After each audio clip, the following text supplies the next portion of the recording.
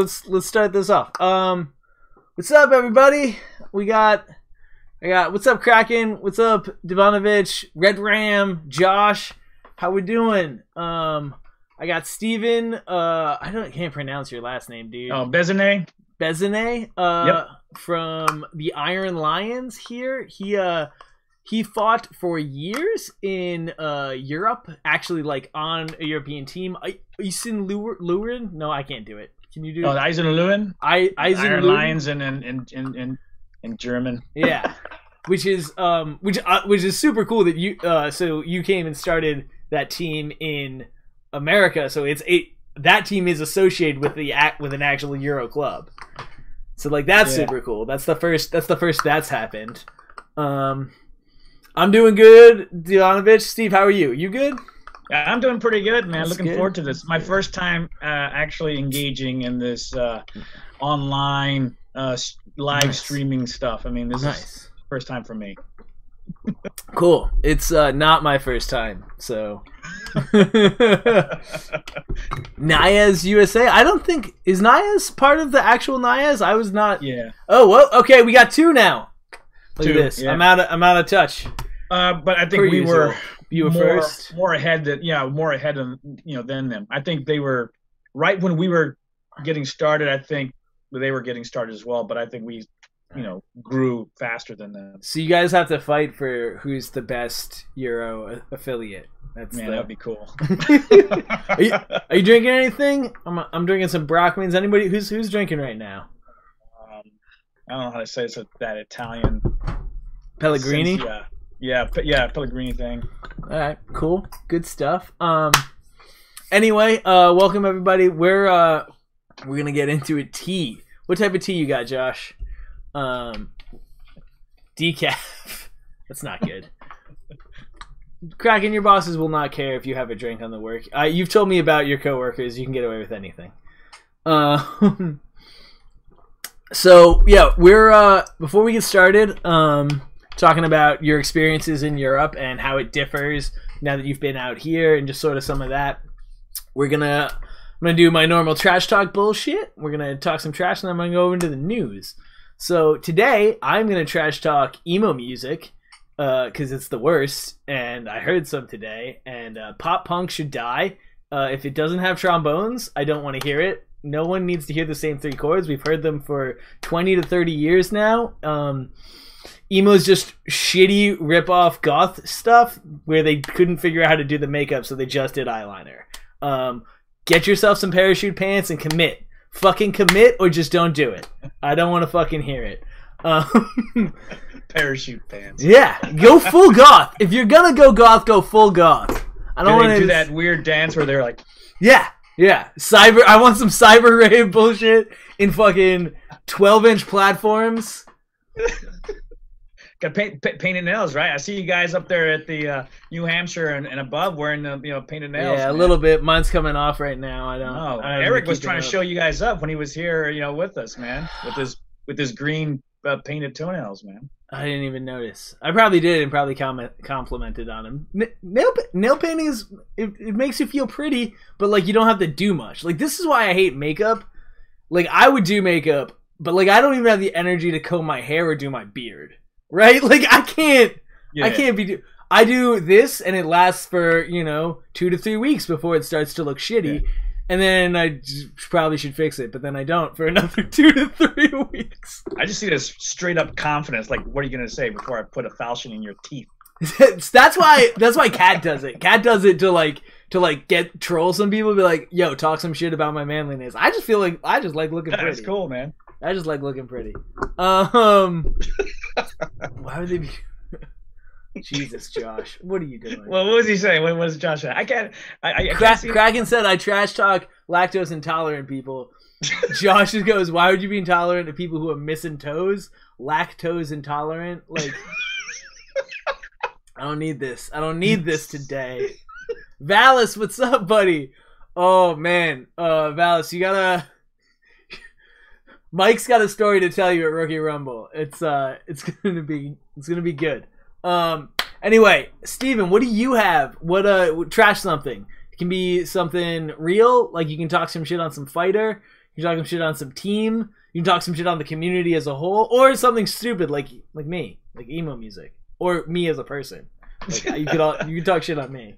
It's kind of hard, man. I hate trash talking for the simple fact that I believe in karma. It comes around, it's going to go around. So I don't want to jinx myself. But however, what I do want to trash talk is about American Bohurt fighting. When it comes to bumper cars, man.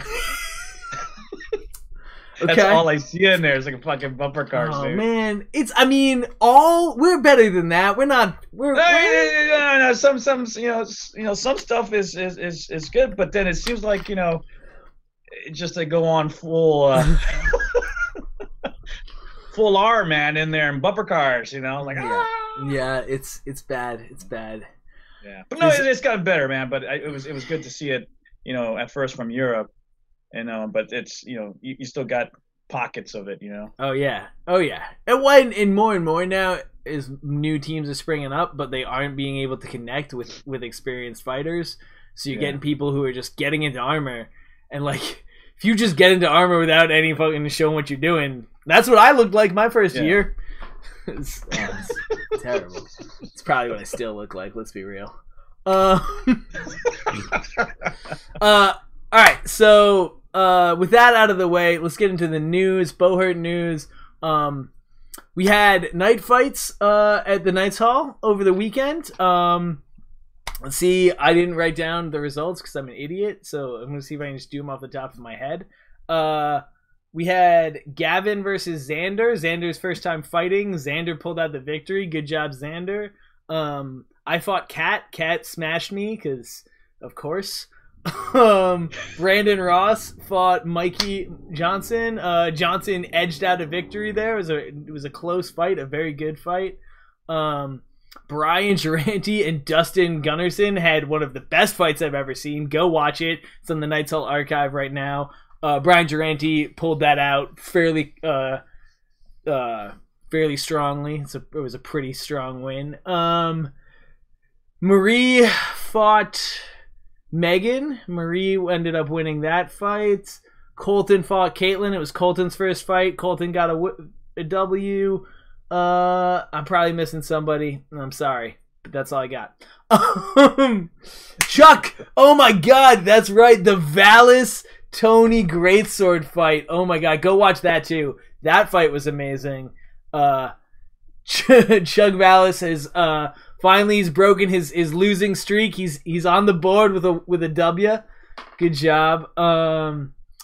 Yeah, so that was that. And in other Bohurt news, AMCF has insurance again. So this is good news. If you are an AMCF member, you are now insured, effective immediately. So what was the reason for that, man? I just didn't. Are we getting a little? It's a little. There's a little drama. I don't know the full details, but the basics of it. The official word from the AMCF is that when they reached out to up their insurance, because their insurance was not enough for certain venues. For example, the event they were hosting in Tournament of the Rings, which is also the qualifiers, out in Portland in July 24th, I want to say. The AMCF insurance was actually not good enough for that event. You had to have ACS insurance. Oh, which, by the way, AMCF insurance is now good enough for that event. So you can, if you have AMCF insurance, that is good. That is good enough. But yeah, so at the time, it was not good enough, and they were trying to up their insurance. And the insurance company was like, we don't think what you do is reenactment. We're going to drop you. And there's some behind the scenes talk and rumor that came. Right, like it's not reenactment, it's a sport. I'm fine with it. Let's have sports insurance. Bunch of fucking casuals. Wolf, get out of here. You're a casual. Casual. That's right. Taking it seriously. You're not sweaty at all, Wolf. I think people are just gonna have to wear fucking sweaty. garb, man. You got to wear garb, play, have a gesture. Do not. If we start doing garb events, I'm out. I'm out. We could have a fucking like band, in extremo, playing in the background. Yeah, I mean, yeah. We're gonna start bringing horses into the list. We're gonna do full mounted Bohurt. Well, I mean, it'd be a paper mache, horse,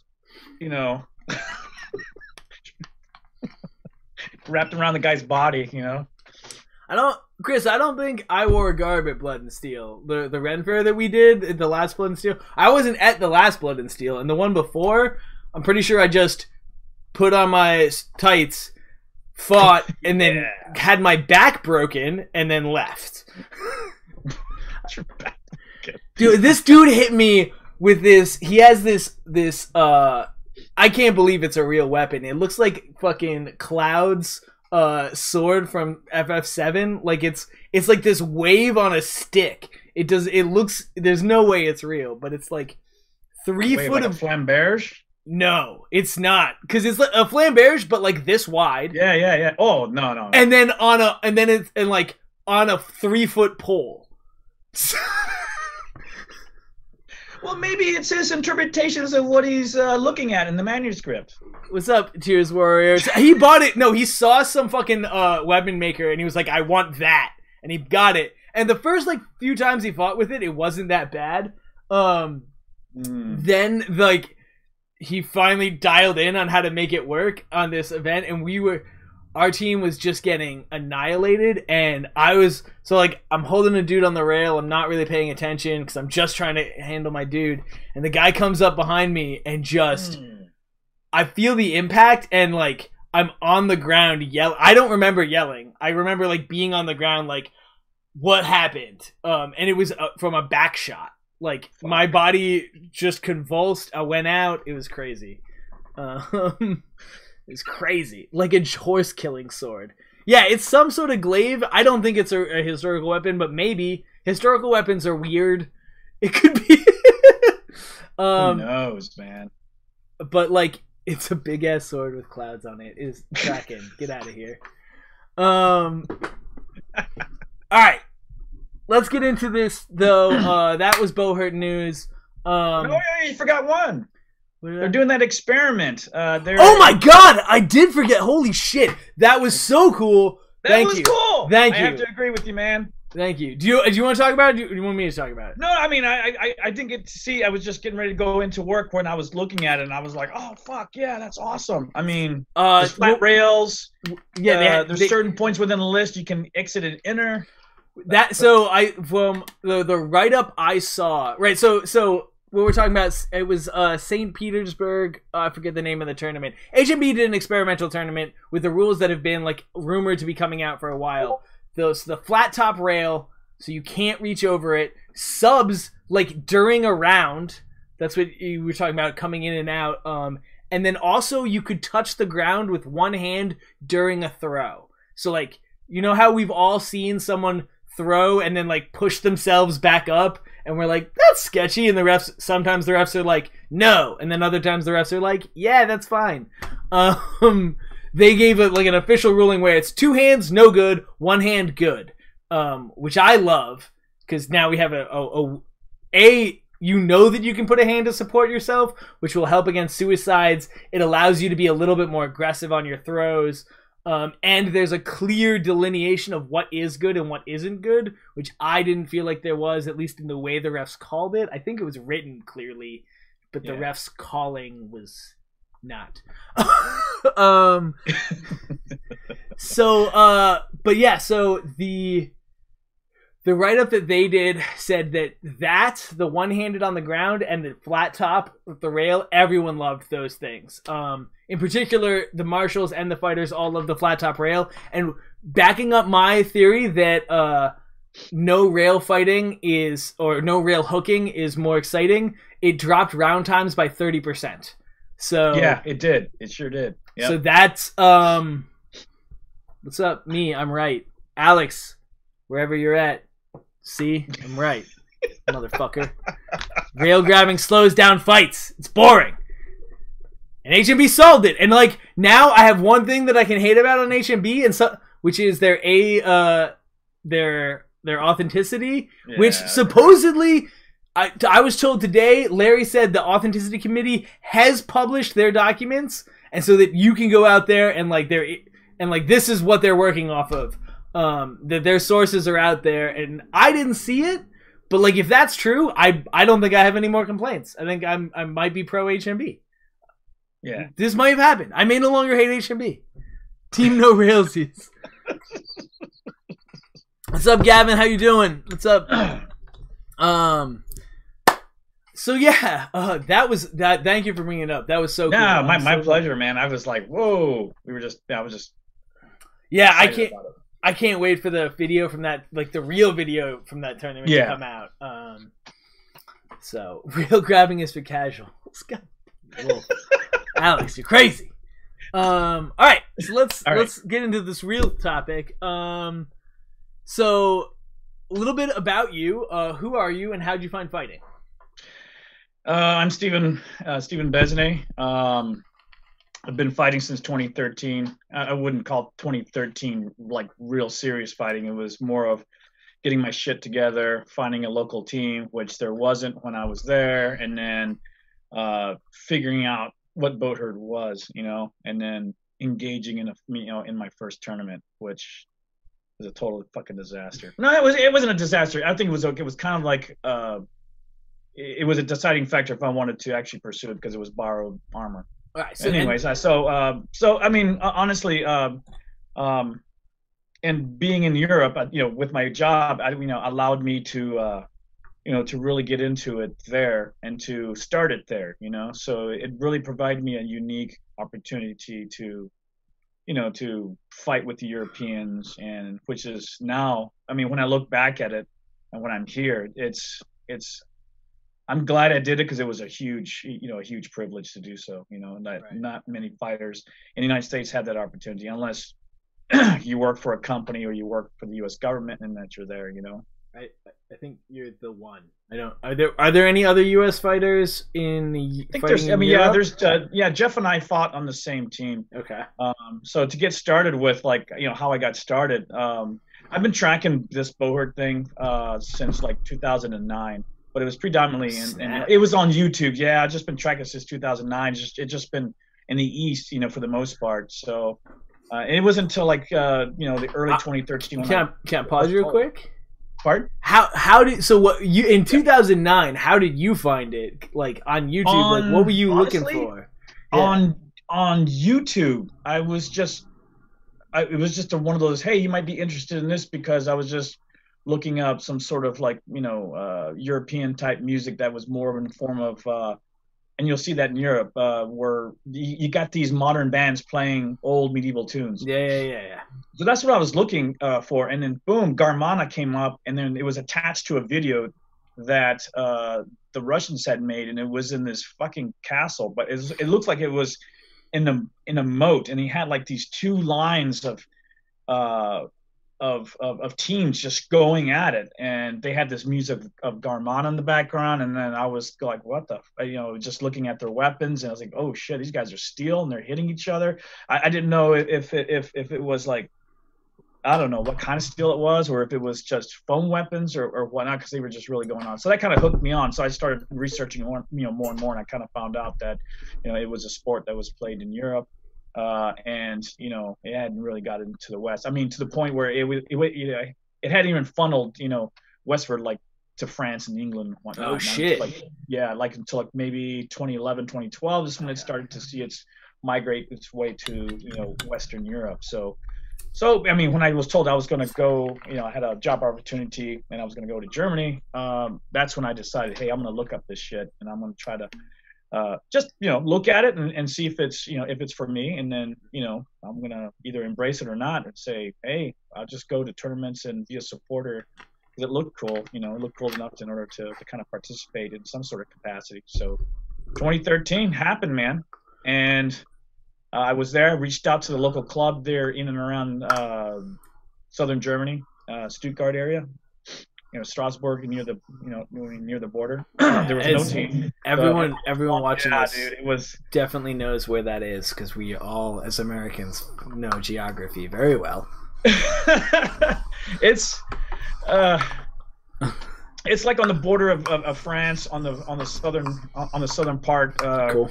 I mean, Stuttgart is not far from is not far from Strasbourg on the border of France, but not far, like 3 hours. You know, close to the border of Switzerland. So, Okay. yeah, so it's situated right right in Schwabenland, and they didn't have a team there, but they had some enthusiasts that wanted to come up with a team. So Jonas, I'm pretty sure everyone knows Jonas Frizzi from Germany, the German team. He was the one that actually I reached out to him. He said, "Hey, there's a couple of guys." He says he didn't say guys, but he says, there's a couple of bros. There's some bros out there, So I said, okay, I'll get with these bros, and then we'll see what's going on. They were part of this. I reached out to these three guys, which ended up forming the Schwaben Club. So that was the first club we ended up, we ended up forming. And these were like three students from the local university that were involved in steel fighting, but in this weird Viking steel fighting where they just wear the helmet, maybe some leather armor here, shin guards, and some gauntlets, and then they went full speed at it. With a big, huge, targe looking shield, and it was full contact. And then I linked up with them. I said, hey, I'm trying to find a team. So they were interested. So we ended up forming our first Bohurt Schwaben team. They didn't have any knowledge. I didn't have any knowledge. No one had any knowledge on the team and get started. So we kind of figured out by looking at videos to see how we could start. And we started bringing other folks in. And then we had five guys to actually train and do some stuff. But we didn't know what we were fucking doing. And the other American fighter that fought with me, I latched up, was Jeff Suter. So he fights for PK now. Yeah. So Jeff Suter was a guy. He was supposed to just train me in judo. Judo type the throws and whatnot to kind of get us somewhat prepared for our first fight in Berlin called Rising Knights. And so he thought, hey, so this is legit, right? I mean, you can hit each other. It's legal. You guys can hit each other with, full swing, full contact with steel blades and beat them up and punch them and everything goes. I'm like, yeah, just don't hit them. Apparently just don't hit them behind the knee and then or the balls or the feet, and you're good. He was like, all right. So he came out and checked it out, and then he was hooked. So he so we had five guys, and we went to Berlin, and it was like a fucking grind, man. It was a grind. Yeah. And just to give everyone context of like European Bohurt fighting, there's a tournament every weekend. Your furthest tournament could be however how far you want to travel, but for us it was like 5 hours. Your furthest. Europeans think 5 hours is like for us driving a week. 5 hours to them is like, oh my god, we gotta drive 5 hours. I'm like, I've done 5 hours. I've done like a 5 hour tournament and then turned and burned and came back home. I mean, just overnight.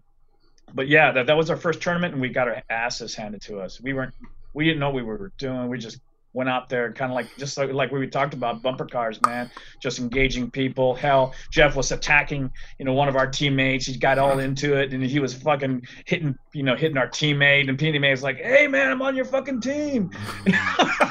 So it was just crazy. But yeah, I mean, so it was a grind we call it the dark ages, within the Iron Lions there in Germany, because the Schwaben team was a year and a half of just constant grinds each month, like 4 tournaments each month. Tournaments, not scrimmages. These are straight up tournaments. So I mean, hold up. Let's talk about that. Like, so how many people are coming to your average tournament there? Are we talking like Botten level type shit? I'm glad you brought that question. No, it's good. And that's interesting. I was just thinking about it because it was the norms there. Like my first tournament, I thought Rise of Knights was going to be a small tournament with maybe, I don't know, 10 local clubs. Yeah. Nah, man. It was like, I want to say 15 international clubs. Jesus. So you had Poland there. You had, Rule Britannia, which was the English team, the French team, because I fought on the, I fought on the French team on my first fight. And then so because it was Baptiste that actually ended up bringing me on board. So it was and then you had some of the Ukrainian guys. You had Belarusians, you had Italians, you had you just had everybody. The whole hodgepodge. Everybody was there. Yeah, everyone was there. They brought some sort of team and club, and of course the local Germans brought their, like Decima. You had Cologne, you had Iron Lions, the very first stages of Iron Lions, which Iron Lions is comprised of like 3 different clubs that just merged with us as 4 that were that they had merged. So so the Iron Lions have clubs now like all throughout mainly the south but of Germany. So yeah, dude, and it was like tournaments could be international. I mean, hell, we fought one in Czech Republic and we were fighting the Czechs, but we fought Bern. Jeez. So yeah, man, because they were on a traveling roadshow, like Igor and his crew were on a traveling roadshow. So I mean, you have those opportunities to fight like Bohurt Tech. You have those opportunities to fight Bern. The Prague Trolls on a constant basis. Some of the really top tier teams in Martel from France. You have those opportunities to fight like on a regular basis. So that's why we were, they were, and at that point they were starting to understand and they were getting really good, man. And every time we would go as a five man, no swap outs. For let's say 10 fights. I mean, 10 fights with 3 rounds in each fight. With only 5 guys. All the way through. Yeah.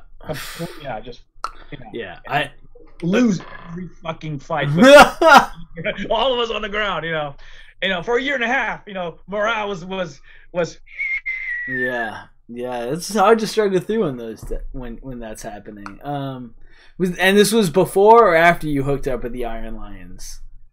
Now after the year and a half, since the Iron Lions were checking us out, they're because the Iron Lions at the time were looking to kind of expand and kind of absorb clubs, and they had the expertise to kind of teach other clubs the nuances of Bohurt fighting and whatnot. So they were looking at us, man, and then they said, hey, you're getting your ass kicked all the time, but you have heart.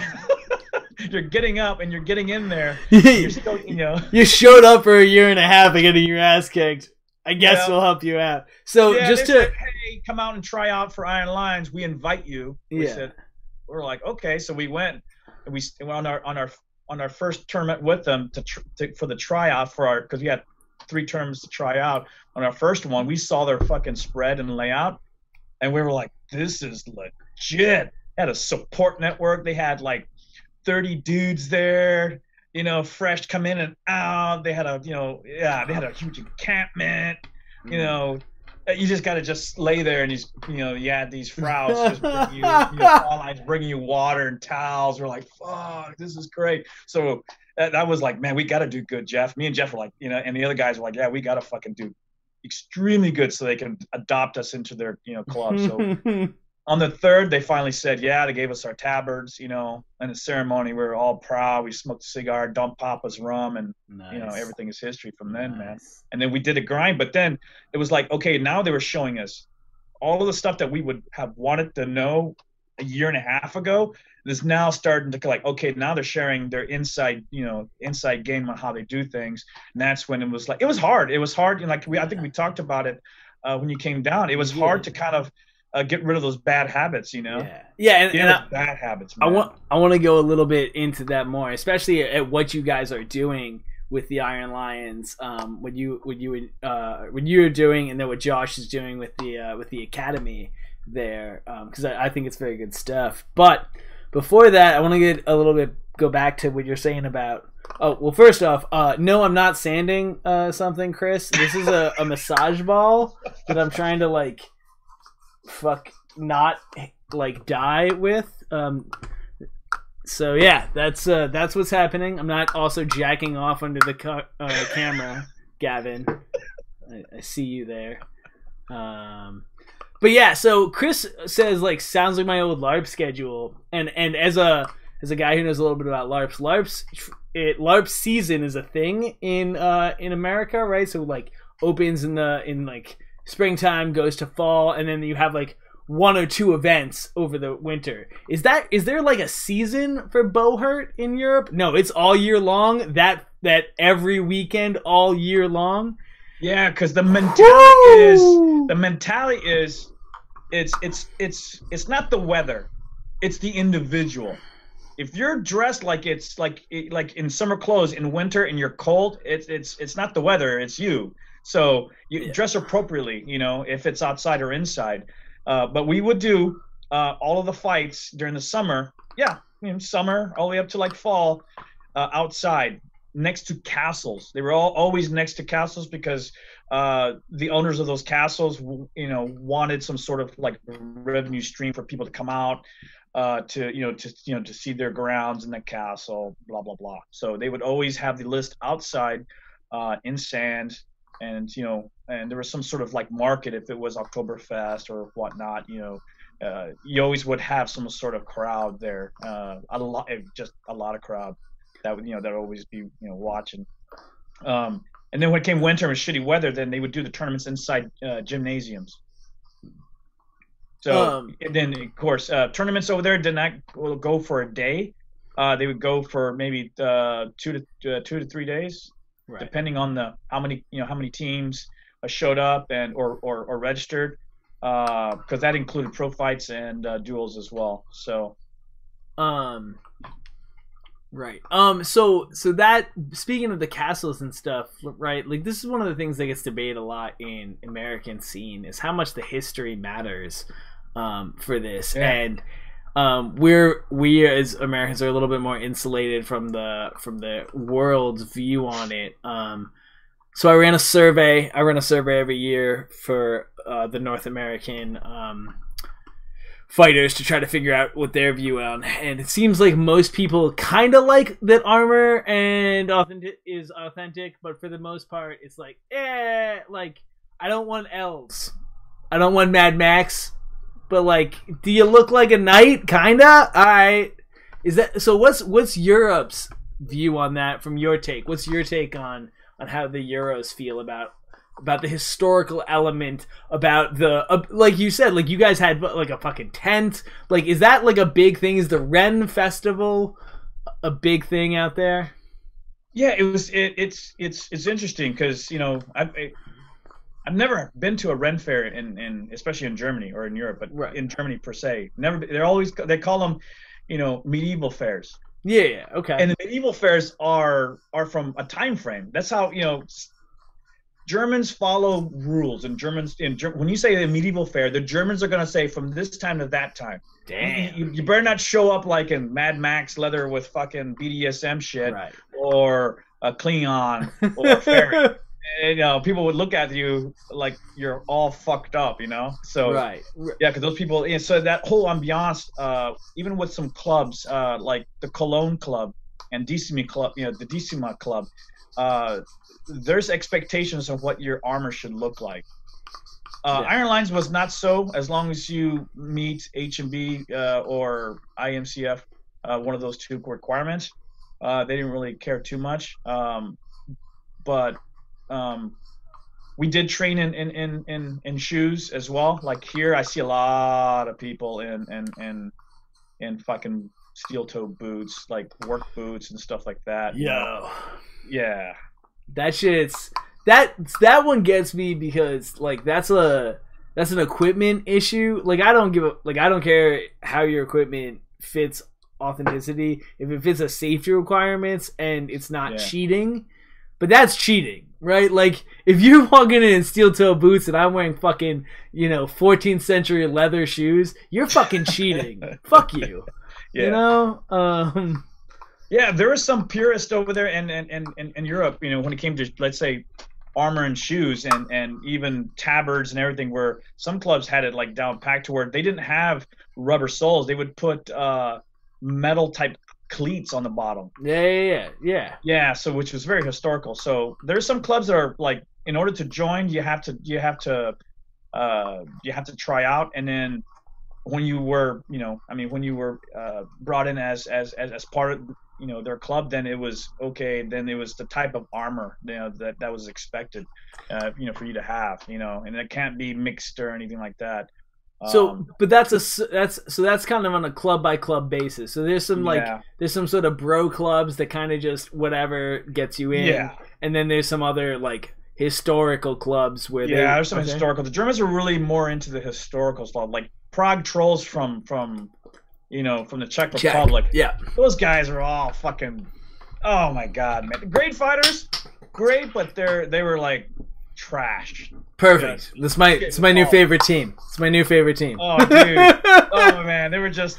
It's just like the the Bad News Bears. They just go in there with all fucked up looking armor, but fought and won. But they just had all fucked up looking shit.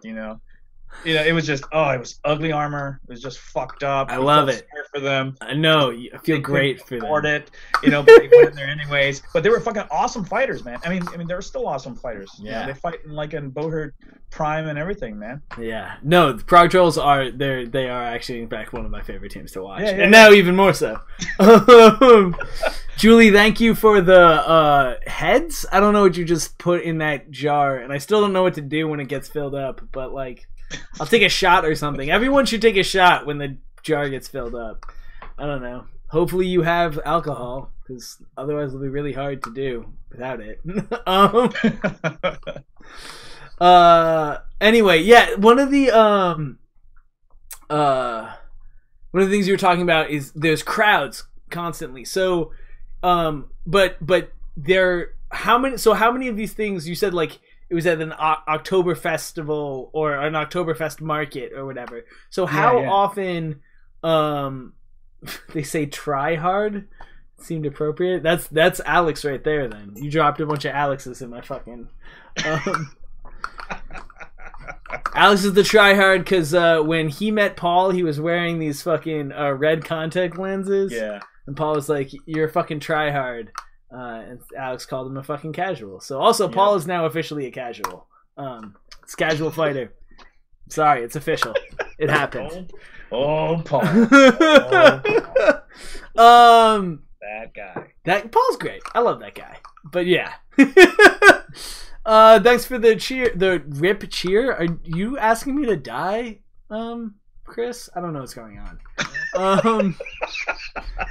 I don't know what's going on the stream. Anyway, so you're fighting at these festivals. You have a bunch of these crowds coming in. Are these crowds? How often are the crowds coming to see you? And how much is it like someone's out with their family, like, oh, let's go see the weird people, versus people are like, oh shit, Prague Trolls are in town. We're gonna go watch them face our boys, the Iron Lions, at the tournament. Like following the team. How much is it? It's a combination, man. Okay.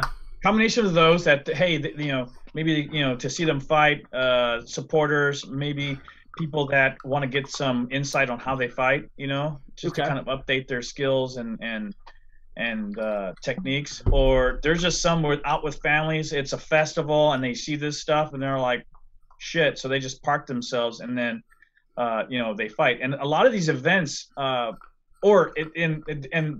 there's flyers and stuff that are posted around, and then online social media.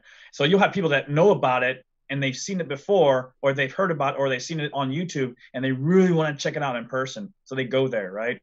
And they just park themselves throughout the whole entire weekend just watching it. And it's an ongoing crowd that just goes through there, man. And they pay like more, like the events will pay you in a way, but in form of like free food, water, and lodging. Sometimes they'll pay for your fuel to get there. Right. Sometimes they'll pay you cash. I mean, we were paid like €100 each, just to be at this one big event. That was my question. It's like, how much are like people, if it is that big, caking on it? Like, I mean, obviously no one, maybe not no one, but for the most part, it doesn't seem like anyone's making real money. But like, were you guys able to cover travel costs and stuff, maybe, or like? Yeah. I mean, everything. I mean, when we were with our initial club, I mean, the Schwaben Club. I mean, everything came out of pocket from us. Right. But once we were with the Iron Lions, a lot of costs came out of their initial club because they already had money.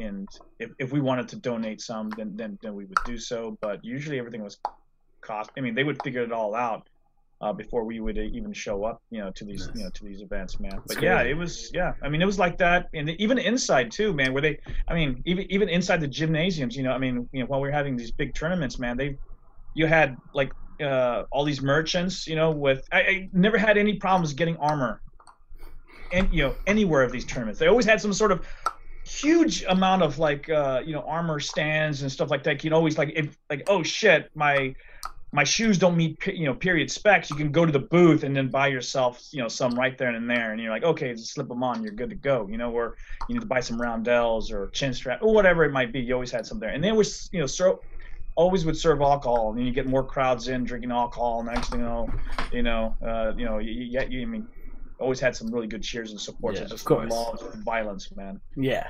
So, before we get to the tactics and shit, which I definitely want to, Yeah. Have you been to any of the big tournaments here since you've been back? Like, have you been to Carnage? No. Oh yeah. I'm sorry. Yeah, I'm sorry. I went to Carolina Carnage. I thought I'd This go year try out. or last year? Yeah, last year. Not this year. The club. I mean, we made a vote with the club saying, hey, so we voted not to go due to COVID because it was a lot of people and on our.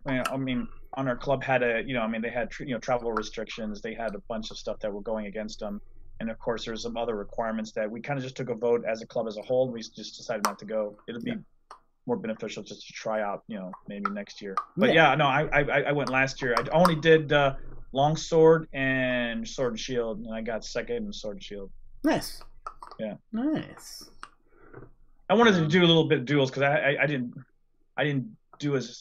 do enough like I wanted to in Europe. I did do a lot of duels, but not as I wanted to.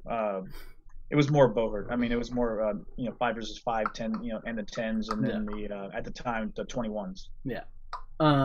Craig, you say after 2020, almost everyone is a casual. We got to earn the status back. How do you earn your non-casual status? How do I become a sweaty tryhard? I wanna do it. I want to become a sweaty tryhard. Sweaty tryhard, casual. That's what I'm done with this casual life. I have to defer that to Alex, man. I mean, Alex, he knows what it is. The dude fought in order to reach that status, man. You got to like rip a muscle while tying a shoe.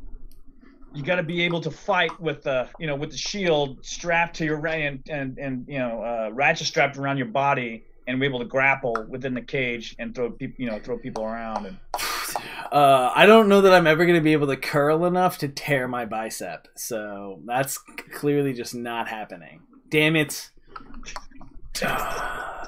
Foiled. Well, I mean, you saw his kneecap, right? I mean, oh my god, that's not a kneecap. That's it's Quato. Yeah. It's all right, little baby Alex coming out of there, man. All right, so you have been to some tournaments here. So what are your one mainly? All right, so you've been to one tournament here. What do you like? Have you done chapter matches here? Have you been to a chapter match? Yeah. And that's when the chapter matches that the Iron Lions Club had set up. Yeah, those are the ones I fought in in those ones, but it was more mainly duels, and then doing the coaching. And those all followed the new 4-quarter system, right? With you start with duels, and then you do melee, and then there's a break, correct?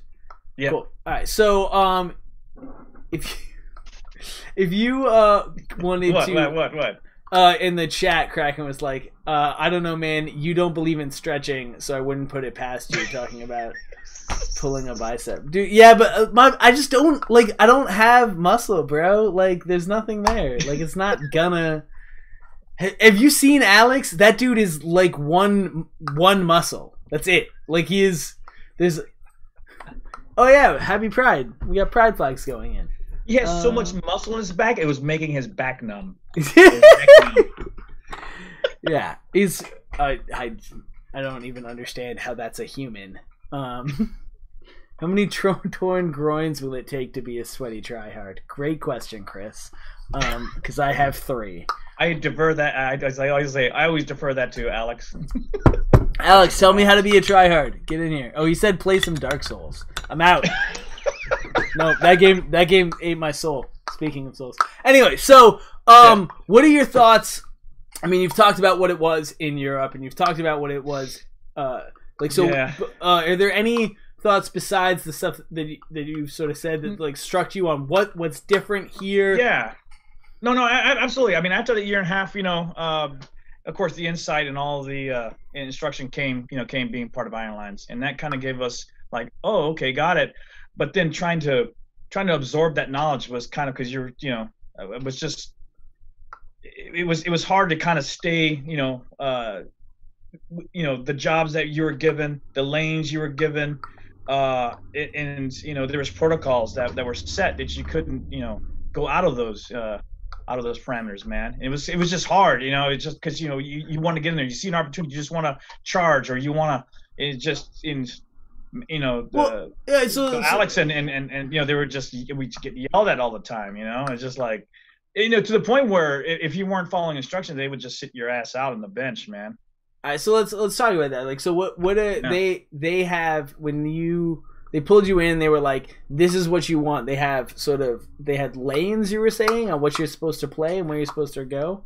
Yeah, there was lanes, and there was jobs, and within those jobs, there were tasks that you had to accomplish, and it was always trying to.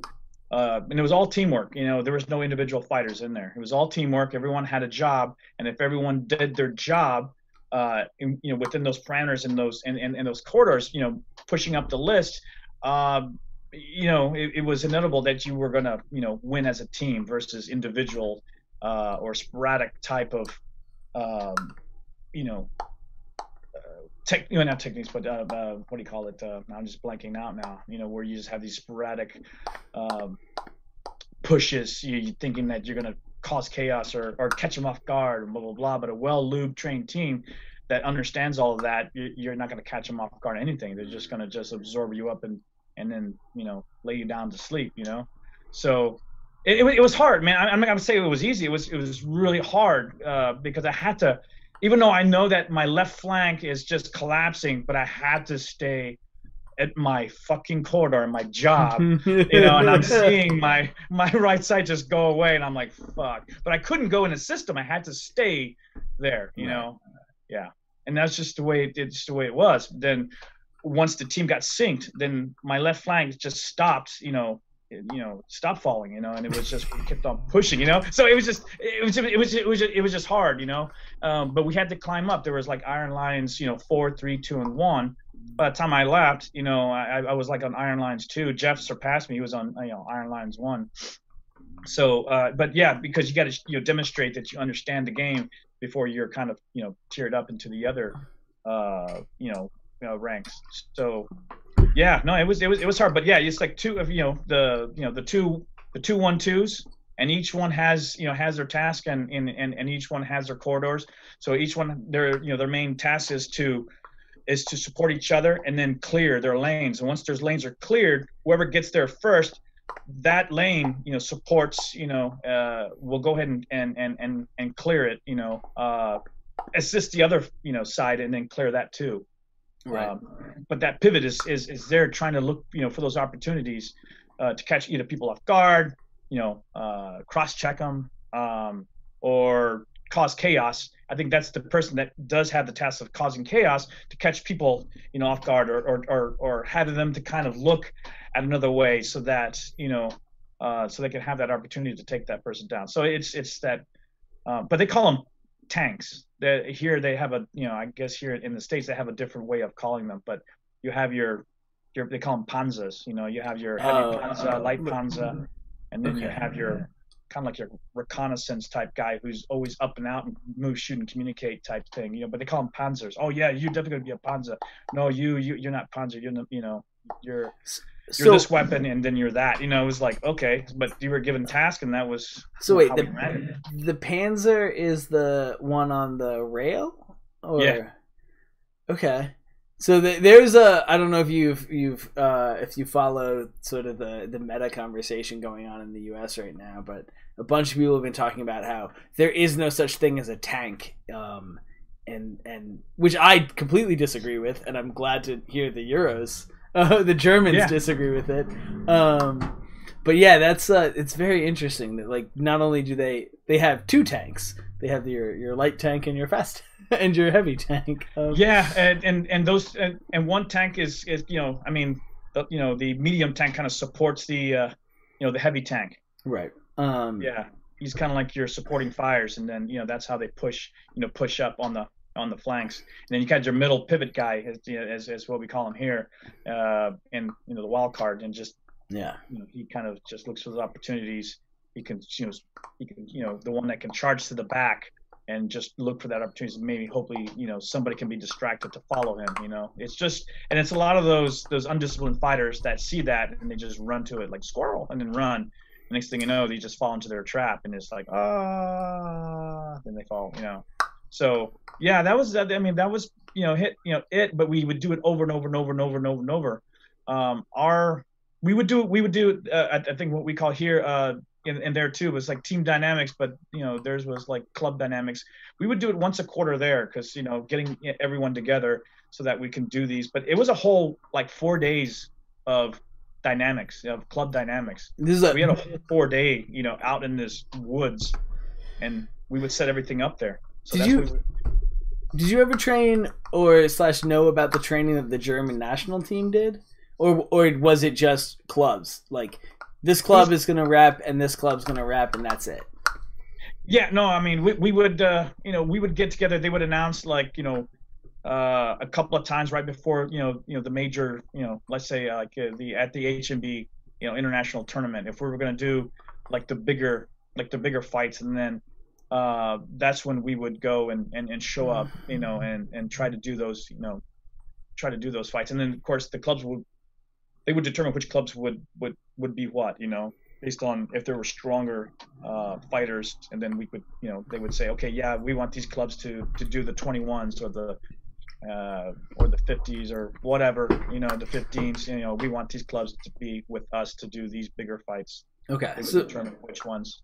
And did the clubs at that point train together, yeah, no, okay. we would get together, train several times before we go up, so at least we knew our jobs, doing it, but not as much to really sink us well enough, because a lot of the fighters for those bigger fights, stamina, it would just get the best of our fighters, because when we're doing the 21s, you're talking all day fights, man, and a lot of them would just fall, just because those guys did, I don't know, stamina, man. That's all I can say. Just fucking stamina. Cardio is huge. Cardio. Particularly fucking armor cardio. Like I always say this. There's no such like you can be fit and then you can be armor fit. Like I know cats who can fucking like run marathons and then they can't go at all night, or like they're CrossFit Games athlete and you throw armor on them and they're done in 5 minutes. So armor fit's huge. But yeah, it's cool. So you would, your club did actual training camps where you would go get together and everyone would practice jobs and positions, which again, speaking about the meta, Chuck Goodwin just put out a video talking about how he didn't think in America, because he's a new fighter and only has really seen America, but like the sport doesn't have positions and it doesn't have plays yet, and we don't have those things, and there are a bunch of other people who've been saying similar things. But if you're saying that really the sport started at like 2012 in Western Europe, that's not that much older than us. They get to fight more often, for sure. There's more experience, but they're not that much older. And like, yes, Josh, we get it. You named the positions that are from Western Europe, but most people don't do it 2-1-2. Sorry, I'm talking to the chat. No. And you're right, man. It's just and that's what I alluded before, is that we're here. There's you don't have tournaments every weekend, but there it's almost like OJT, where you're on the job training. You're like you're getting that instruction, but you're actually applying in tournaments, and you're applying it and fighting different country teams, not just states, but you're fighting like well developed clubs, especially if they're coming from the East. You know that it's going to be a hard fucking grind, man. Yeah, well, I mean, I think that's part of it, but I think it also comes back to that thing that you were talking about having that discipline and about spending the time in practice to like say, yes, this is your role, this is your job. While you're in this spot, you do this job, and like I have defined a bunch of those. The old ACL defined a bunch of those. Other groups have defined their own versions. Like there are definitions and roles and positions out there, and whether they're the ones that we've talked about are better or worse or the same as the ones that the Germans use, I can't speak to. But like I definitely it's useful to me to hear that that's a thing that's happening, and that like this works. You just have to spend the time, and which it seems to be what's happening, right? So with your team, right? You guys have done 4 scrimmages. Four. So 4 scrimmages. Basically, you're an experienced fighter, but you said you mostly do duels. Josh is an experienced fighter, but he has not fought in all of them. And you're 1 in 3. Like with the 3 all being very significant victories against, I mean, other newer teams, but at least one of those teams had some serious vets, and the team you lost to was PK, who's like not. Yeah, you know, and that fight, honestly, that was the club had been in, you know, honestly, we had a bunch of green fighters that were only established. I think we're like 2 months before we threw them into the fire, you know, and it was more of like I didn't expect them to win.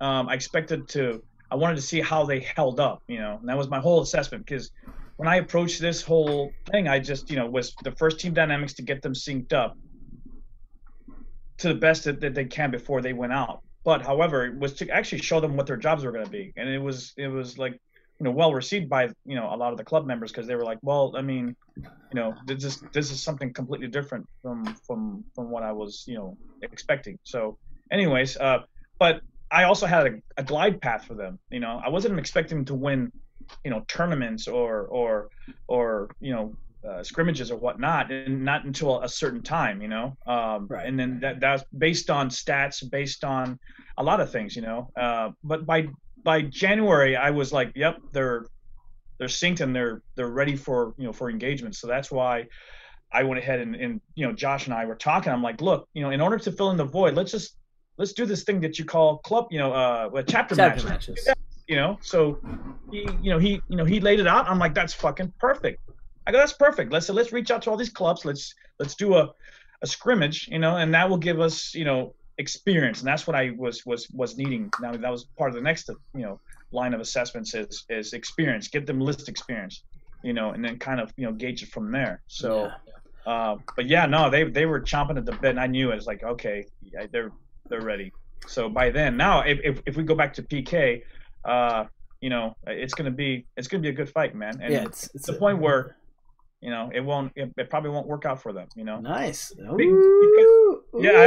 I mean, you know, it's based on how they train and based on how we train. You know, it's like when you look at those 2 models and you kind of, you know, pair them up and you do the stats and you do the mathematics, you know, and we figured on the long run, you know, you know, we will probably come, you know, out on the long run. I'm talking as a club, as a team, not as individual fighters. Right. Yeah, I mean, and that was one of the things that really stood out to me. So I just came down and trained with you guys over the really appreciate it, man. And like the fighters were new. There was a lot of green I could still see. So I'm not gonna sit here and like blow smoke at people's ass and be like, everyone's fucking amazing. But like that said, having watched their previous as a team fighting, and then also watching people looked pretty comfortable in armor, which is a huge thing, right? So like for green fighters to look comfortable in armor is huge. But then as a team, they moved and worked as a team, and they fought above their skill level already. And like your individual skills are the easiest thing to learn. All that takes is reps, right? Yeah. So I am seriously predicting you know, if you guys keep at it, blah blah blah, trends continue, like to be danger coming out of that region real soon. So yeah, like I definitely see that working, and particularly that thing you were talking about, and we were talking about the bad habits, because you're starting them without any of the bad habits, which is such an advantage on most fighters. I mean, there are some fighters now coming in, right? Like there are new fighters who come to the hall who will mostly not get bad habits. New fighters who come down to Dallas, but also like a lot of them will, because like I still have bad habits, and they're gonna watch me fight, and like I haven't systemized a way of doing what I do to not do all the shitty things. You'd be like, hey, don't do this. I know I do, but don't. Like it's tough, man. It's tough to try to stick to something that it's you know, especially when you have vision, you can see what's going on around you. Mm-hmm. It's tough, man. It's tough not to break protocol. And you got to stick with the game plan. It's tough, dude. I mean, like I personally disagree with that on a tactical and strategic level, but like I don't think that's wrong. I just don't think like that's the only answer. Like I mean and that comes in the form of you know. And that comes in the form of the way the mentality of the German, you know, thinks. You know, the German thinks that, hey, these are the rules, and these are. I mean, it's all part of their life, man. I mean, I could tell you all kinds of crazy shit that drove me nuts, man. That trash talk about Germans, Go. Man. Yeah, no, it's just like, come on, man, just. Like they would tell me, hey, you know, sorry, we can't accept this letter. I mean, we can't accept this form because it's in black ink. You know, I'm like, because it has to be in blue because of forgery. I'm like, okay, how about if I just get my blue pen and just go over it, you know, in blue. Now it's kind of blue, right? They're like, no, it is not possible. It is not possible. You know, they won't budge for anything, man. And there's these protocols and stuff. So that's how the German mentality, and that's the way I'm kind of trained. I'm trained in that German mentality, you know, where you have some more dynamic fighters like in France or whatnot that use a little bit more flexibility, man. You know, or unless you're the more experienced clubs in Poland and you know, Russia and Ukraine, where they're coming up with all kinds of crazy stuff, but they don't really have to hit you in the butt, or they don't have to like really fuck you up to prove their point, because they're so smooth. You know, fighting them is so smooth, but when they hit, they only have to hit you once for you to go fuck and then go down. You know. It's because they're so well synced, they're so well, you know, trained that I remember one time I was grappling one guy, and a burn dude just came around, and the next thing I know, I was on the ground. I'm like, what the fuck happened? It was so lightning fast and quick, man. Yeah. He didn't have to hit me. Like, he just saw me, you know, standing a certain way. He's like, yep, boop, and I was down. Yeah. And then he was off to another guy. Yeah. Yeah, they are on another level on what they're doing with that. Yeah. And that's I think that there's like that there are different ways of doing it, and if you look at some of the top Russian teams like Partizan and a bunch of, in fact, the Burn teams, old friends, they do a lot of, it doesn't look like somewhat of holding a job. There's a lot of just cross cutting. You know, they'll kind of just, hey, what happens? Let's see what. Yeah, they got some great pivot guys, man, that are just good, to the point where they were doing this encirclement on a 5 versus 5, man, encirclement. That's crazy. Circling the wagon wheel, you know, the wagon train around like their opponents in the middle. Yeah, that was something they were doing at Dynamo Cup, man. Yeah, you know. But if you look at other teams like you said, some of the German teams, and then White Company, and there actually are some of the Russian teams that I feel like I've only seen. Is a good one too. Yeah, that's pretty much keep formation, come at you, and like one person might make a run, right? But like it's very structured. So there's a place for all of it. I just, as a chaos creature, I do not like sticking to it, and like if your team is better in the chaos, you always want to make the chaotic happen. If your team's better in the order, you always want to stop it, and so that comes I mean, if down that's to. your nature, you know, you being the center guy, I think it'd be a fantastic job for you, man. Yeah, maybe. I don't like small centers. A bunch of people think that that's the good place for it. Oh, I think it's just the way you are. I mean, the way you fight and everything. I think, you know, I think it causes a lot of fucking damage going around doing what you do, you know? Yeah, maybe. We'll see. I've never played the pivot position. Yeah. I really like pivot positions to be bigger and more of a threat, like a scary threat, because I want people looking at them, and I want, if someone doesn't look at them, they immediately have to pay. Yeah. I want your sneaky guys to be on the rail, which is not how most people want to do it in America. In America, and it sounds like in Germany too, you put your sturdier, bigger dudes on the rail. Yeah. And you're kind of medium guys on the supporting as well. Like I was left. Yeah, I was left rail supporting because I'm traditionally halberd. Right? Yep. Yeah. So I'm a halberd guy, and that's what that was my job, you know. Yeah. So you occasionally would be in the center sometimes, you know, but because I was the more experienced one, so I would be in the center. But honestly, even with the halberd in the center, but however, I mean,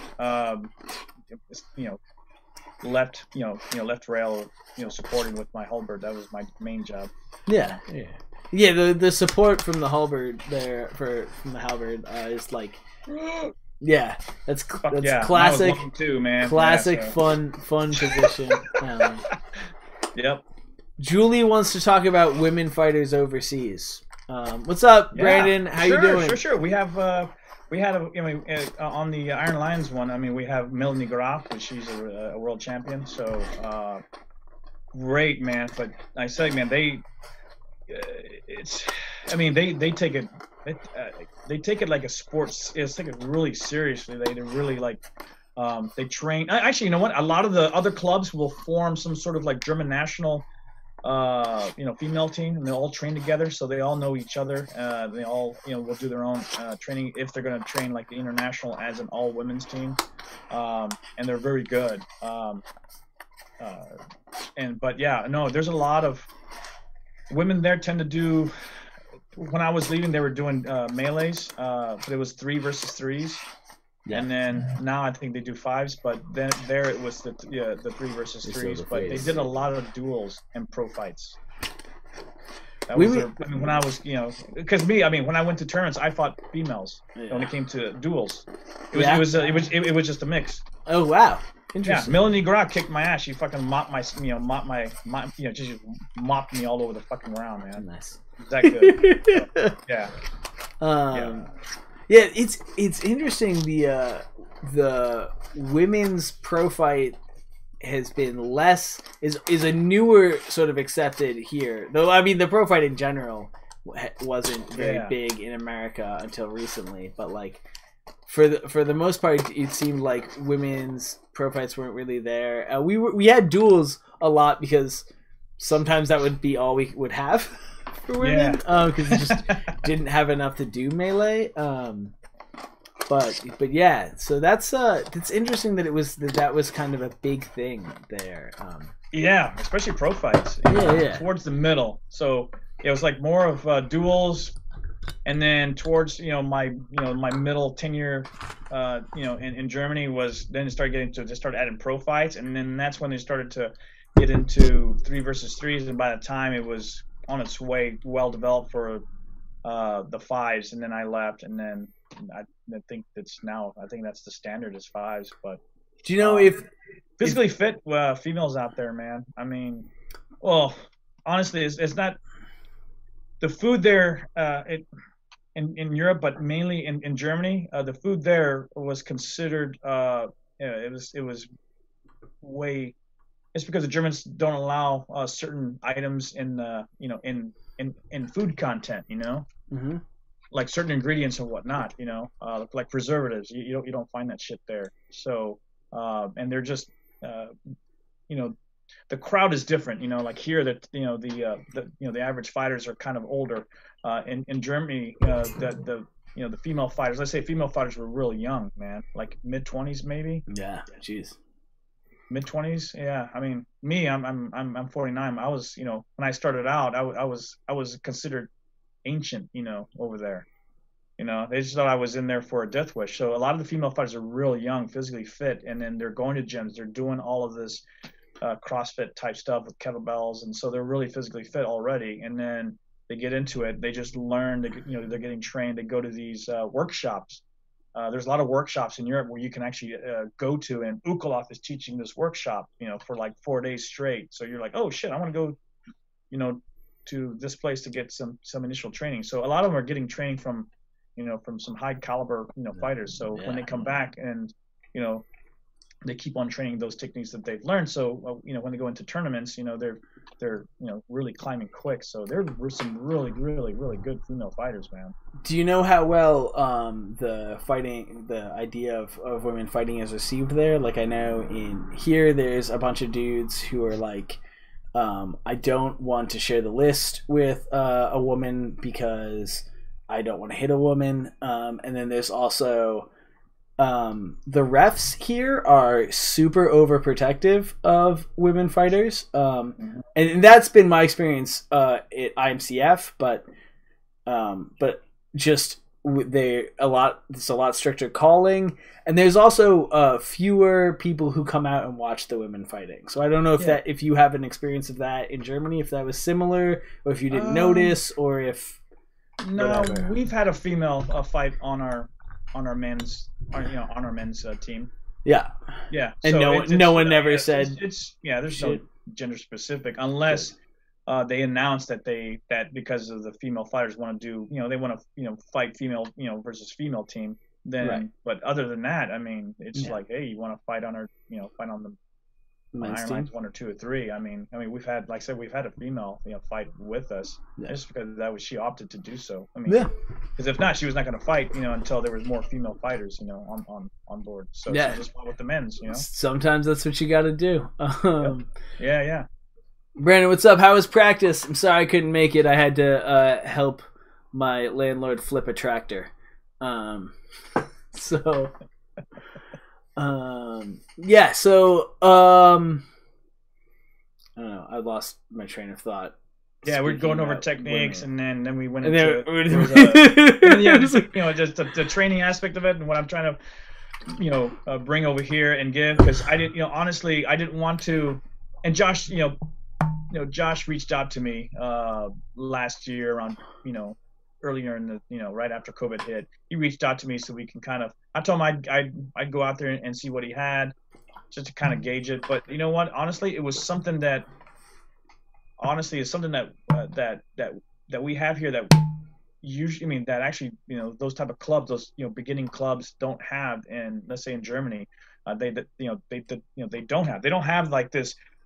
This experienced guy who knows how to do MMA that is also a fighter that's trying to give these guys basic foundations of having good feet, and then having this guy who's actually fought in Europe, and then giving them that inside knowledge, mixing it all together and producing something. I mean, that's totally something hybrid that the Germans don't even have right now. I mean, when they saw the Pine Baron fight, the German team, Alex Jost, the president of Iron Lions, was actually watching it, and some of their guys, and they were kind of like, inquiring, like, okay, so for a green team, they said normally that should be at a 2-year mark, but he goes, but you guys look, well seasoned. I'm like, no, these guys are even less than a year. He was like, what? I'm like, yeah. He goes, what are you doing? And I laid it out. He's like, Yeah, that was my takeaway, man. I mean, like, especially the Pine Barrens, you gotta factor in that Josh was on the field, and Josh is a 5-year vet now, so definitely take that in. But yeah, watching them, they looked confident. They looked like they knew what they were doing.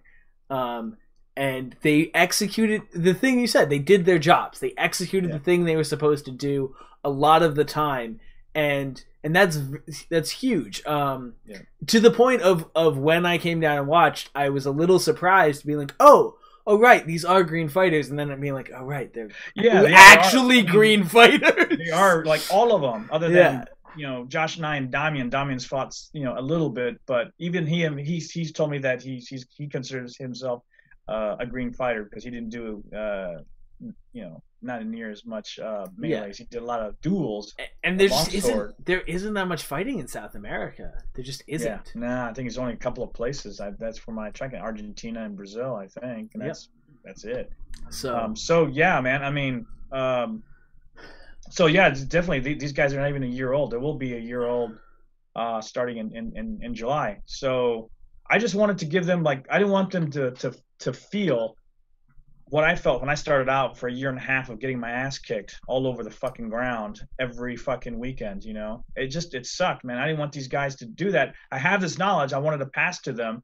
I got nothing to lose from it. I just want to just pass it, and make these guys, at least survive out there more than what we did, and because honestly, when I came here, I just wanted just to be a traveling duos fighter, man, and just do my own thing. But I said, you know what? Because I did that 6 years, in Europe doing, Hulbert 5 versus 5s, maybe some 21s, but it was just I don't know, man. I got my fill of it, so I wanted to try something out and something different. But honestly, I'm glad it was the best decision I ever made. Linking up with Josh and the guys and gals, and on the Iron Lions Club, because they're so willing. They have a lot of heart, and that's they want to be out there. They want to like apply what they're learning, and they want to see the results. So, which is fantastic. I mean, you're doing something that, like, I know you are also fighting, but you are doing something as a coach type role that is a thing that we've been talking about needing forever here. I don't know how much that actually exists in Europe, but the only like true coach I know of, like off the field coach, has been Avalok, because he retired from melees pretty early, like 3 years ago. I mean, early, he's in his 50s, but like early as in it's hard on the body. I mean, I think we talked about it when you were down. It's hard on the body, man. Yeah, man. I'm honestly thinking about retiring, and I'm only fucking 33. Of course, that's why I'm like, this is probably a good step off. Developing this, and honestly, I mean, I was always thinking, like, why did Alex Yost, our at the time the Iron Lions captain, I was like, why is he only fights a couple times, he's back, and then he's yelling at us. I'm like, you should be doing more of the grind. But then I'm thinking about it now. I'm in his position. I'm like, fuck, it makes sense. It makes sense. He has to be, making sure things are, he's doing assessments. He's tracking, make sure people are doing their jobs, so on and so forth. The lineups are there. So now I understand. Because now I'm in his job. You can't captain so you can captain and fight at the same time, but you can't captain well, particularly at tournaments. Maybe I question, but like maybe. In a chapter match, you definitely can't, because you'll fight around, come off, need to make adjustments, and then need to go fight another round, and your brain just isn't there. And if you you won't be able to do that in a fight, right? So you fight, you can't make adjustments to the second round in a tournament. But you could maybe make adjustments before the next time you fight, provided you have like 10 minutes to rest and because it takes that long for your brain to come back. No, it's true. No, and also I didn't want to take away fights from the green fighters. I didn't want to get out there, because I was like, look, I already got 6 years of this shit. Why do I need to get out there and to do more, self-glorification? I don't need that shit. I just need to pass this shit, and I need to make sure that they understand it and that they're applying it. I would love to get in there. So once the team Iron Lions 1 and 2 are at a point where I think, hey, I'll probably will jump in with my Hulbert and then start, Yeah, nice. So one thing I skipped over and I want to come back to, sure. You brought up the point of the support when you brought onto the Iron Lions. And that was such a huge thing of what I noticed when I came down, is that, especially for a new team, you guys, you had your list set up, ready to go, which, I mean, shouts out to Josh. I know he put that to get, had the list. So, but still, getting it up, getting it to go. You guys had shade tent right away. You had water cooling. You had a bunch of support people there and helping out. You had an armor stand. A weapon stand. A weapon stand? Yeah, with banner? Yeah, with the banner. I mean, the banner is a good flex, and I know that most people in the community think looking cool is more important than fighting, so the banner is dope. As a person who likes practical things, Dankeschön. as a person who likes practical things, it does nothing. But it looks cool. It looks super cool. Awesome, man. Yeah. Yeah, and it probably gets like your team hype. So like that's worth it. Getting your team hype is huge. But yeah, you guys had, particularly for a new team, that was all there, and like everyone was fighting at that practice because it wasn't just because it was a prep for a big event, right? Yeah. It wasn't like there were people there who it seemed like would probably be supporting if one team was going or vice versa. So that was really interesting and really cool, and like I didn't know if you wanted to talk about absolutely building that in. And no, man. I mean, that sold us. So we didn't have that support mechanism when when we were the Schwaben team. Us 5 guys. We you're talking about support right here. It's in my hands. Putting my shit on myself. Yeah. Or assisting your buddy while he's suiting up too. So we didn't have that. It just sucked. So we saw that with the Iron Lions, and they had almost exactly dress right dress. Certain areas where the Germans are real nice and neatly ordered. Orderly, and everything has their their purpose, and they had a support network, and that's so that right there. I didn't care, they had really cool armor on. Just that support network sold me, man. I was like, if they have this shit, straight, I can imagine what they have, like when it comes to tactics and what else, whatever, and their tent, everything, all what. Their whole tent at the tournament, if it was outside, they had their whole tent set up to a case, if you couldn't find a place to sleep at, or you just showed up because you wanted to fight, but let's say you wanted to stay the night, boom, they had a tent for all of the fighters they could sit in. It's all medieval looking and everything, man. So it was the shit, man. When I saw that, I was like, yeah, that would be something. And of course, we had guys, here, Andy and William and all of them, they took charge of it. They said, like, I talked about, the support network. I just told them that story. And then from there, they just gained the imagination, and they wanted to apply that, and they did it. They took the initiative, and they actually did it. And then they came up with an SOP. They just made things because they understood, hey, I would like to have this support, if I was a fighter. If I was Did you just say they have a written standards and operations procedure? No way. That's not. How do I get my hands on that? We can send it to you, man. Yeah. I think Kraken has it too.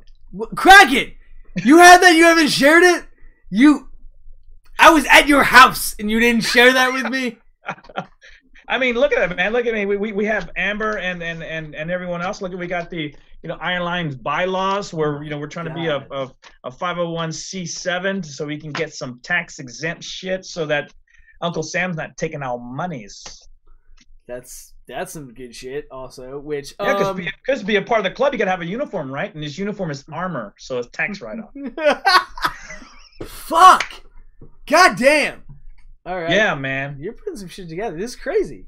Yeah, man. I'm trying to. Yeah. Everyone should join the Iron Lions. Every club should be Iron Lions. I think we should just be team USA, man, and we just spread the wealth, man, spread the love. Yeah. Hey, I'm about it. I'm definitely about that. I would love Team USA to be run like this. That's amazing. I would love either IMCF or HMB Team USA. Doesn't matter, man. We just put 2 teams and they just go off and make us proud, man. Yeah, they don't do that. Oh, your teams? You guys, yeah, your teams will. No, USA. No, they don't. That's not what they do. Fuck. Oh, that's dope though. Yeah. So, but that was, you said, that's mostly though, you explained what they had and then you just got lucky that you had people who were willing to take that on. Yeah, absolutely. And we just had, like I said, I think, it was Andy that went ahead and just from these stories were like, hey, I can better up one on that, blah, blah, blah. So they were trying to set the SOP, making sure that they had like coolers. And then we have a couple of fighters that didn't have armor yet, but they were out training. They just, we really highly encourage people to come out anyways and try to support if they can't fight.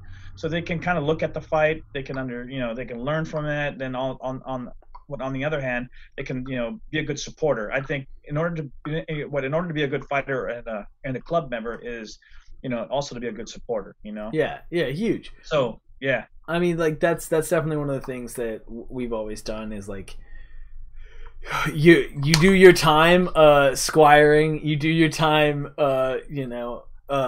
helping other people get into armor, and then for a while, like up here it was the executioners, we were the ones always getting it, but then we started doing shit like Rookie Rumble, so all of our guys like, hey, turn it back around, it's time for you to start tying ties again and come out. But like even between that, when we would do chapter matches, like we would like it was always one of our guys coming out and reffing for us. It was always one of like everybody puts in the work, and that's how that's how you grow your community. So it's dope that that's happening and that you guys are doing that and building it. And like honestly, it seems like you're building it to an even greater level than what we've done, than what Dallas has done, at least in terms of the support stuff. So that's dope.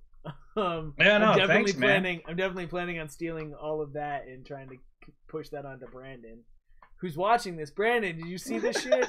Are we gonna do this shit? Because we should do this shit.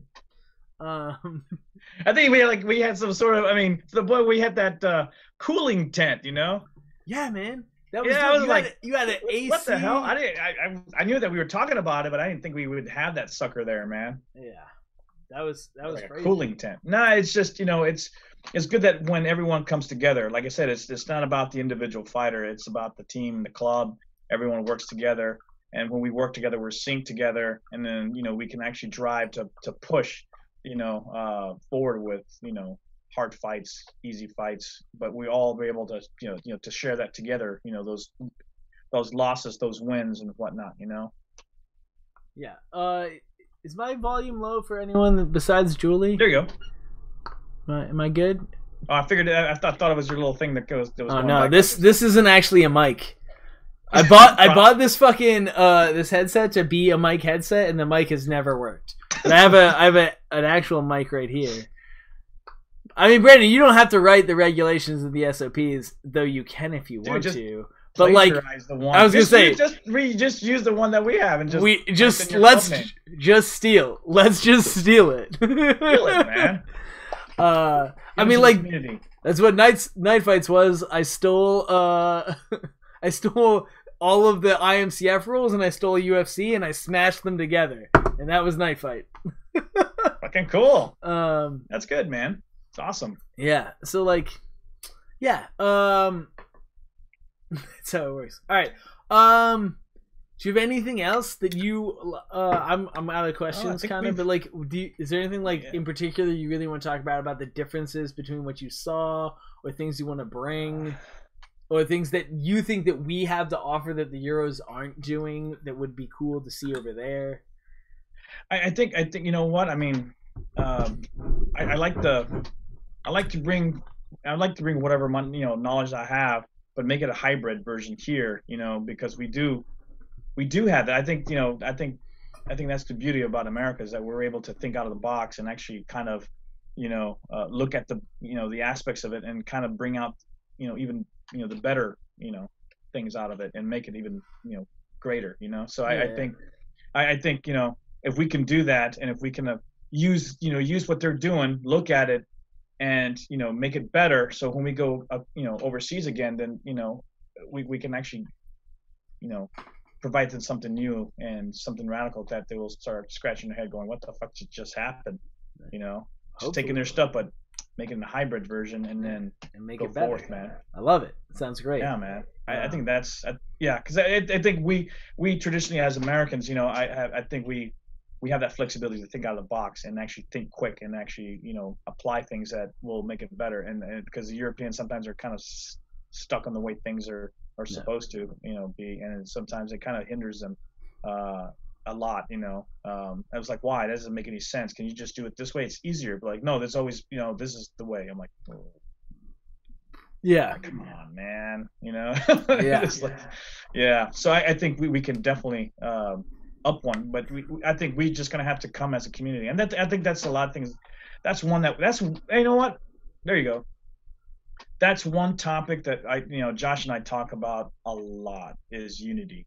And unity that I see here in the States, I know it's going to be. That's true. I mean, I see it because I didn't want to have nothing to do with it. When I was in Europe, I kind of shut it off. I was like, well, I'm not there. It doesn't pertain to me. So I'm just doing my own Euro thing where, in Germany, it was the Iron League, Eisenliga. It was just the Iron League. And the Iron League, we didn't pay any dues at all. We just paid it to the club, and our club, we didn't have any dues. We just donated money for whatever events we were going to or tournaments. So, but the Iron League provided both teams for IMCF and HMB. They just put out dates, and then they said, hey, which one was which? And they said, we're going to have, these two, time frames to try outs, for the clubs. And the clubs kind of decided, which one they wanted to go to and try out for, based on timelines. If June was more my timeline and the whole club June was our timeline, then we just kind of just went and competed, for June. If it was May, then okay, HMB, then May. But they try to stack, honestly, and it seems like they try to stack in Germany. They try to stack their better team, their better club, or their better team for the HMB. Yeah, it's IMCF. There was like more of the tier 2. It seems like most Euros tried to push that, and which makes sense. The HMB has Russia, and Russia's the harder competition. Yeah, that was the whole goal, was just to do that, man. But yeah, I think there's like the difference. It's just making it more counterproductive, and it's just it's not me bashing on anyone. It's just me, of the outsider coming in and looking and see what we have here. We've got like all these different organizations that have all these insurance that we all have to pay into in order to have some sort of coverage, and there's not a unifying establishment that provides that for everybody. So now we're paying dues for this, we're paying dues for that, we're paying dues for that, and so there's like 4 fucking different types of dues. When you kind of look at it, it's like, I mean, shit, we're almost paying like fucking $300 or something like that, man. When you come to all these fucking dues and shit, and then not really. I mean, like, how much is I don't keep up with like if you AMCF or AMFC. AMCF is $35, I believe. Okay. And then ACS is $50, and then ACW might be $100, but also no one should buy ACW. So like. That's close to $200 there. Okay, but I mean, no, it's 80, and you get most fights. Or if you want literally all the fights, you can just do either ACS.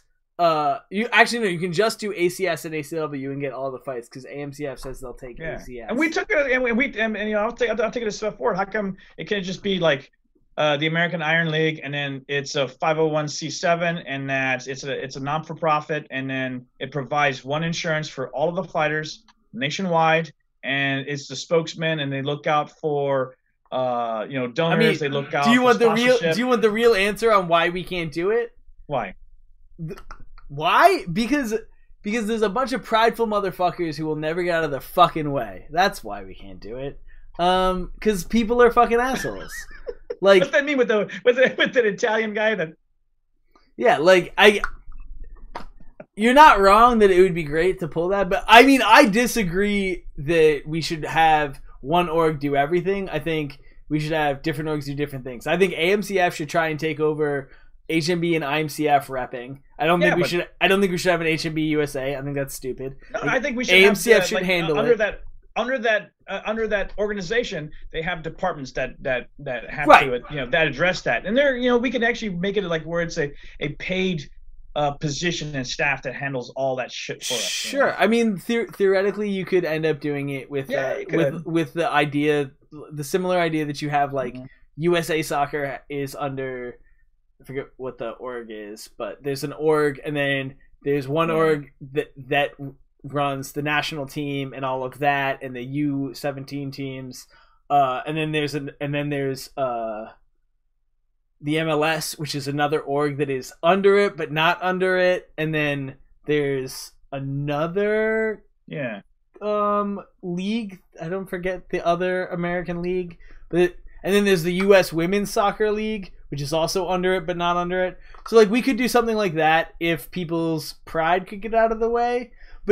But also I don't think the domestic league needs to be at all associated with the international organization. I think they're like different things. They just provide, the American teams to, whatever those venues. If it's Bohurt, Bohurt Prime, or if it's going to be, HMB International Tournament or IMCF tournament. We just kind of announced that these are the dates.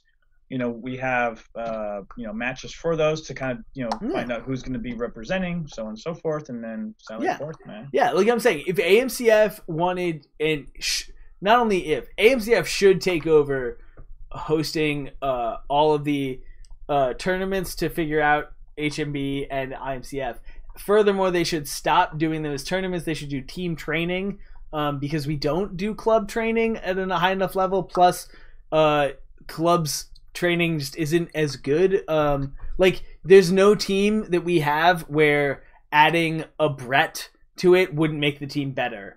Adding a Cat to the team wouldn't make the team better. There just isn't a team in America, and there isn't going to be a team in America for years that is to that level.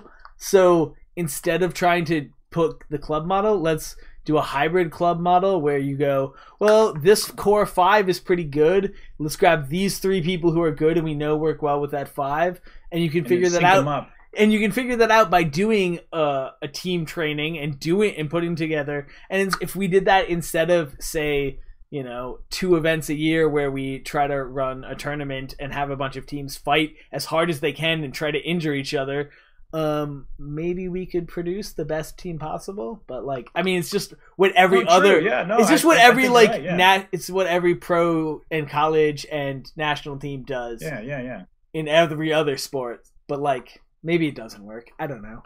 and if they had stats in all those clubs, they would say, yeah, you're right, look at that, blah blah blah. Which which is the thing I've been trying to do, and then have been slacking on taking stats for the year, and probably will continue to slack on stats for the year. Oh shit! People are saying HMB is gonna have $100 fee, so I guess you're right. HMB didn't used to have fees, so I was right until apparently today. Hey, but it's cheap as it's as cheap as buying a coffee a month. $100 is as cheap as buying a coffee a month? That's what I heard. I heard someone say it was cheap like buying coffee. I'm like, that's a fucking expensive coffee. Fuck that shit. Mochachato, Lotto, Frappy. Yo, whatever. My coffee's free at work. I don't know what they're talking about. I know, right? I don't know. It was I forgot who was saying that. It was Danielle. I think that's the gentleman's name. So. Daniel Krug. Krug, yeah. He was saying it was as cheap as buying a coffee, a couple of coffees a month or some shit. Sure. He's another one of those guys who talks about the unity thing. And unity is great. It is politically impossible to pull off in America, and I think we need to stop trying for it because in order to do it, we're going to have another split and another sort of civil war, which we probably won't get us it anyway. So, let's just not. Let's just try to let people play in their tribal areas and focus on the things they're good at and try to convince the people who are prideful to stay in their fucking lanes and not interact with each other. And then they can build their own kingdoms that are pretty dope. And we can have a dope international kingdom, and we can have a dope domestic kingdom, and then we'll have a shitty ACW kingdom. Yeah. Sorry. No, that's just my observations. That, and then of course, start to calibrate people's eyes that are marshalling or judging. I'm not sure. Do they have a lot of marshalling classes here? We have workshops 0. and shit? We have 0. Kraken is supposed to be doing one this year. He said he was going to. I don't know if it's going to happen. I will literally pay to make it happen. Likewise, man. I think that's very important. That's why I see a lot of these judges that don't have really calibrated eyes. For real though. Though that's true at the international level. But so real quick, Kraken is saying Dan Krug is making a website to move HMB off Facebook, which I guess is why they're spending the money. But websites are easy to make and just do it for free, buddy. Don't be a bitch. GoDaddy.com. Ask for fucking Patreon money to do it. I made $1,000 off of Patreon in a year doing bullshit. So like I feel like if he actually made a useful thing, he could make however much money making a fucking WordPress, which is all they fucking need, would do. No shit, right? So like I guess but it's good that they're moving off Facebook, so that's good. And then also Julie's asking if people drank when she filled the stein. I've been drinking the whole time, but I'll take a shot. Well, I'm already done with my little next time Italian drink. Right now. I didn't tell you to have alcohol. Next time I'll be like, you need a beer and then a secondary beer, or like a beer. Oh yeah, man, like this one. Hold on. Uh-oh. In a mug this big right here, man. Yes, that's what I'm talking about. 3-liter beer, man, at a restaurant there in Germany, man. That's crazy. I gotta go to that restaurant. Kraken, people are saying they won't use. Kraken is saying that people will not use a website if it doesn't give push notifications. And I was talking to them. Yeah, sure, but you can do push notifications in a variety of ways. Like email is doable. Also, like creating an app that does push notifications is not particularly hard, and setting up a website to get people to allow push notifications is not particularly hard. Like, these are super solvable problems that if he wanted to spend 10 hours doing, he could do, or less. So I don't know. To needing to get paid to do that is bullshit when you're saying you want to be an active member of the community and you're acting like you're like this fucking savior, and like, I don't know. It's just bullshit. It's just fucking bullshit. Wear a halo and stuff, man. If you want to be a capitalist, be a fucking capitalist. Don't act like you're doing it for the fucking community.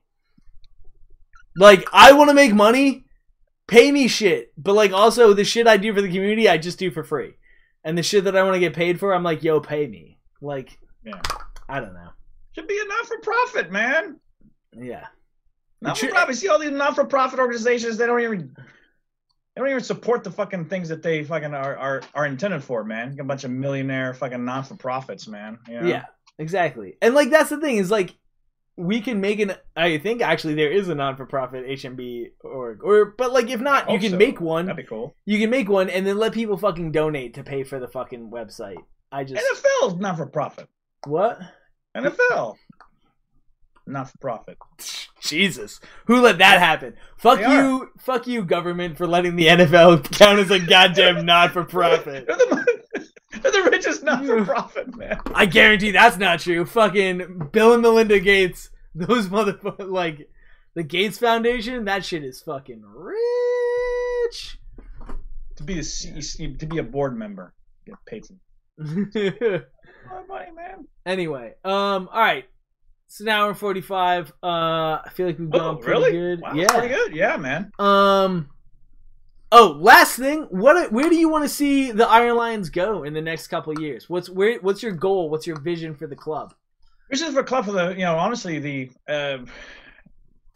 from last year July timeframe, 3 years out. The plan is to continue to go over the basics, to continue to do club matches, to continue to reinforce. Because I'm a big believer. If you keep it simple and then focus on the basics, by the time we start introducing them to intermediate type stuff, then they're going to be really good at something that I think that will help them a lot. Because that would be knowledge that when I'm retired or I'm long gone, they can actually pass that down over and over and over. I think a lot, when it comes to, I think 3 years is probably a good amount of time to get a club, down packed when it comes to just going over basics. And a lot of stuff that we do for the past, going on a year now, has been just focusing on nothing but basics.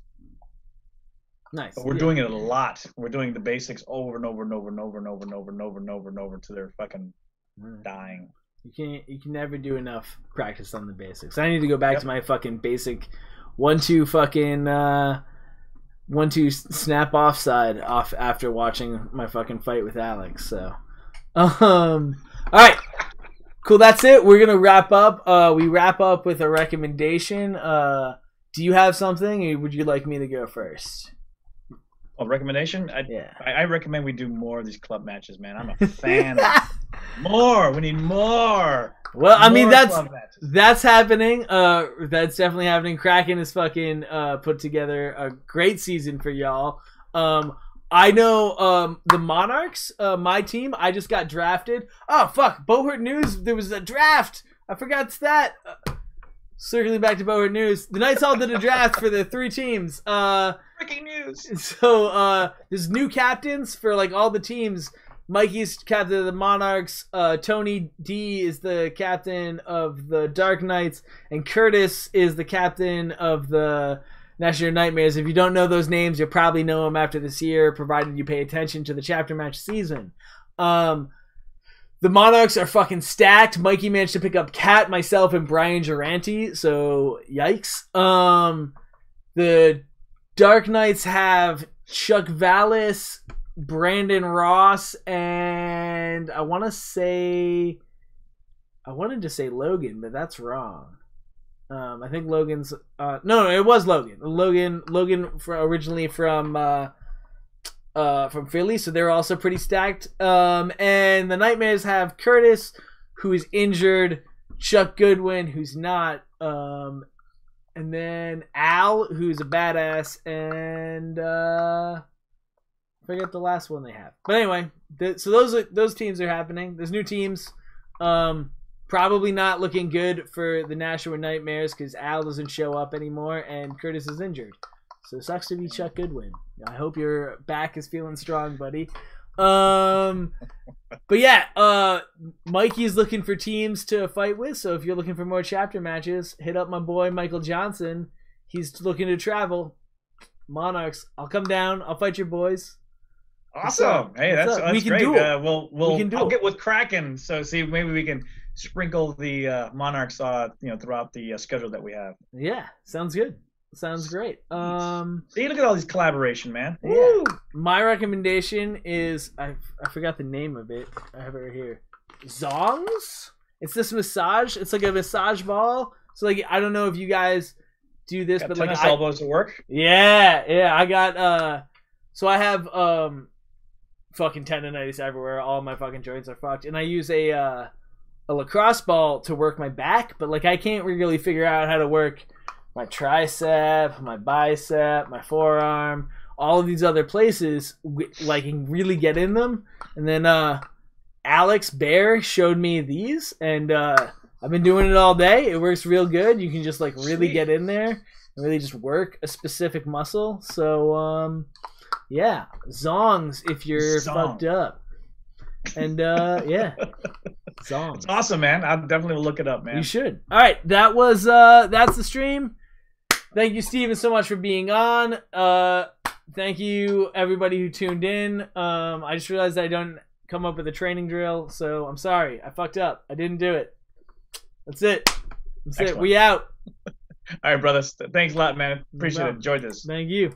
Bye. Peace.